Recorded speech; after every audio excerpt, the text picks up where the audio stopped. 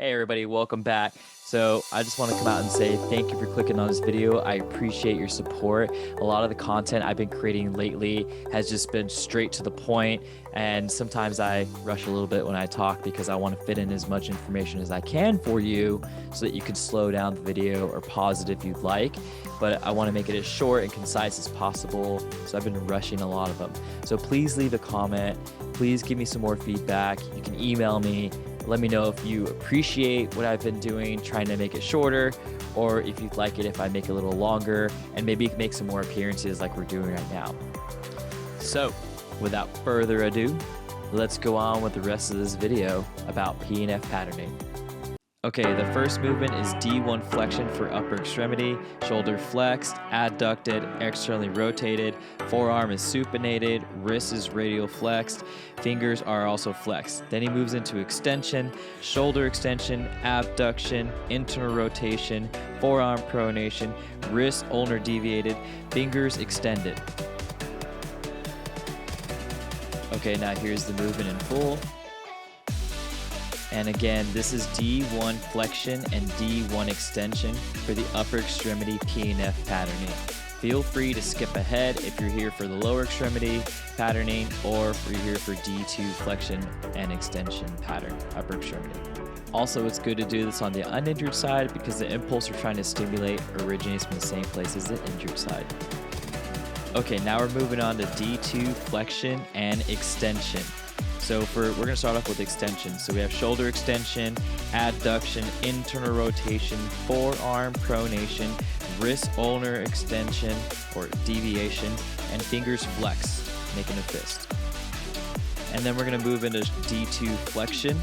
We're going to move into shoulder flexion, abduction, external rotation, forearm supination, wrist radial deviated, and fingers extended, just like you're holding a pizza box at the top. I know. I can't believe it myself. We do the recording, we get some good footage, and the hand is out of the frame. Maybe I can get better at photoshopping or video editing to CGI a hand in there, but let me tell you. So when you're moving into D2 flexion and you're moving the hand up, you're going to want the hand to, the cue is hold the pizza box. So fingers are extended, wrist is back and radially deviated. So their hand at the top is going to be like this, right? We want their arm straight, obviously, but I don't want my hand to get out of the frame again. So that's what you're missing at the top when you're looking at this video. Sorry, guys. Next time I'll be better. Okay, so here's a few more reps in fluid motion of D2 flexion and extension. You're going to want to preferably perform this when you're first teaching somebody in front of a mirror so they can see themselves and mirror themselves of what they're doing. Again, you're going to want to do both sides because the impulses that we're trying to stimulate or facilitate, the name is proprioceptive neuromuscular facilitation, actually originates from the same place. Proprioceptive neuromuscular facilitation. Sorry, I said it too fast. I'm still trying to figure out how to say it myself. Okay, so the reason why I'm showing his side view now is because I want you to take note of where his hand finishes. It finishes right by his side. It doesn't go behind him, behind his glutes or anything like that. It stays right by his side. He's aiming that arm straight down to the ground.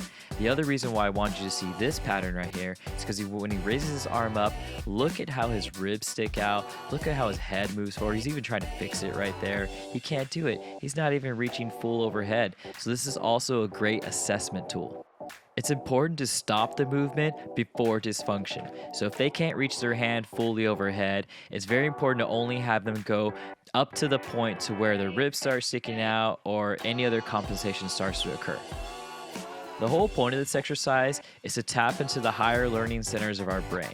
So if we're doing this incorrectly, then there's kind of no point in doing this. We don't want to teach a dysfunctional pattern. We want all these movements to be successful, non-painful, and to the range of motion where there's no dysfunction occurring. If they're still having problems in standing, you gotta take them back down to the ground. So what I like to do is put them in supine position or laying on their back just like this, and they can perform this movement just like this in that position. Now, if they're still having trouble, what I like to do is bend their knees so that their pelvis is more level, which supports the core a little more and will help the ribs from not flaring up in the air so much, and then they can have a more functional, successful pattern, which again is the point of this exercise. What this does is convince the brain that this is a safe environment. It's gaining the brain's trust. The brain is the command center and obviously controls all tightness and all movement through the body. So if we can move it through non-painful ranges of motion with success, then the brain will allow us to have more range of motion. Once you're successful in this position, then you want to coach and cue breathing. During the exhale, that's when he can begin his shoulder flexion. The exhalation of the breath helps to keep the ribs down, helps to train the neuromuscular facilitation that we're trying to teach reflexes that when the shoulder flexes, we do not want the ribs to rise up, because then we lose stability of the scapula, which is the shoulder blade, and that provides stability to the shoulder. So by using our breath, we are improving movement from the inside out. We're using the diaphragm, we're using all kinds of great tissues and nerves to help stimulate that area so that he can learn to keep his ribs down when he raises his shoulder overhead. Now, if he's mastered that, or if your person or patient or you yourself have mastered that, then you can start to apply resistance to this movement. So this movement can actually be progressed by providing resistance in the positions that I'm doing in the video right now. So you want to provide resistance on the way up and on the way down, so during flexion and during extension. And you want to place your hands in a position in which it's providing resistance in multiple planes of movement. So for example, I'm constantly moving my hands and the force that I'm putting into his hands to prevent extension, to prevent rotation, to prevent flexion, to prevent movement in all planes of movement, which are the sagittal, transverse, and frontal. All right, and I know you're probably wondering or thinking, well, can I use a band or can I use a weight? Yeah, sure, you can. But what I would say is that it's probably better to use a friend or a clinician, have some human touch on there where you can kind of customize the forces that are being placed on your arm as you're moving from flexion to extension. Other things to note is that you can apply more resistance or more force as they progress, and you also want to put even resistance throughout the whole motion on the way down and on the way up.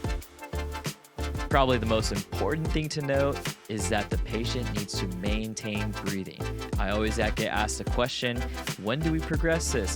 When they can maintain their breathing, can maintain their breath during all these movements. Okay, now we're moving on to lower extremity PNF patterning. Okay, so we got D1 flexion, hip flexion, adduction, external rotation, ankle dorsiflexion, ankle inversion, toes extended. Then we have D1 extension, hip extension, hip abduction, internal rotation, foot plantar flex, foot everted, toes flexed. And in case you missed that, starting with D1 flexion, that was hip flexion, hip adduction, hip external rotation, ankle dorsiflexion, and toes extended. And if you didn't get D1 extension, that's hip extension, hip abduction, or away from the body. Here's another view. Hip internal rotation. Better view, hip internal rotation. Foot plantar flexion. Foot eversion. This one's going to be hard for people to do, so here's a better view of what the movement is. And toe flexion.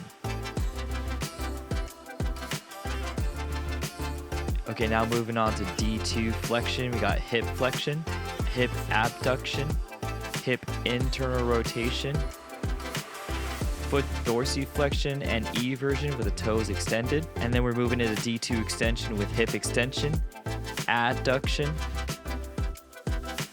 Better view of adduction there. Hip external rotation. Hip external rotation, better view. Foot plantar flexion. Foot inversion. Here's a better view of the foot inversion movement. And the toes flexed. All happening at once. Okay, and here's the D1 flexion and extension patterns now flowing as a unit. And you can tell he's kind of putting the pieces together in his brain and putting everything together as I coach him through what the movements are. And he kind of gets the hang of it after a few reps. That's kind of what we want to see.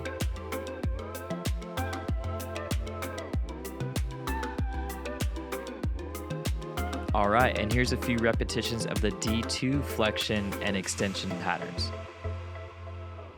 All of the movements are supposed to happen fluidly and at one time. You can also provide assistance. You can provide what's called assisted active range of motion to help facilitate the movement, facilitate the patient through those movements. Okay, so one last time. The reason we're doing this is to tap into higher learning centers of our brain. These are movements that we performed as babies when we're developing to get to standing. You probably notice the little toys and dangling things hanging above babies' cribs, and they kick eerily similar to these postures and positions with their arms and their legs, and they're learning these movement patterns as a whole. So this could be utilized for any toe injuries, ankle injuries, hip, knee injuries, to help kind of put all the pieces together so we can rehabilitate that person to be able to do this movement as one unit. Okay, so once they've shown you that they can do this movement on their own, unassisted, then you can begin to provide resistance. Again, just like before, it's best to have a clinician provide this resistance for you or have someone else to provide this resistance for you, because you can provide custom resistance in multiple planes of forces of motion. And this is important because they're going to need to learn this when they return to life, work, or sport. They're going to be in an uncontrolled setting or environment where they need to start reacting reflexively to these uncontrolled forces that are going to be pushing on them in different directions. Okay, so pay attention to my hand positioning, but beyond that, we're wrapping up this video. Understand that PNF can be PNF patterns like we've learned today, and I'll make another video so that we can talk about PNF stretching. It's another way to facilitate those higher learning centers of the brain. So until then, thanks for watching. I hope you found this video useful. Please share with your students, friends, or anybody who might need help with this.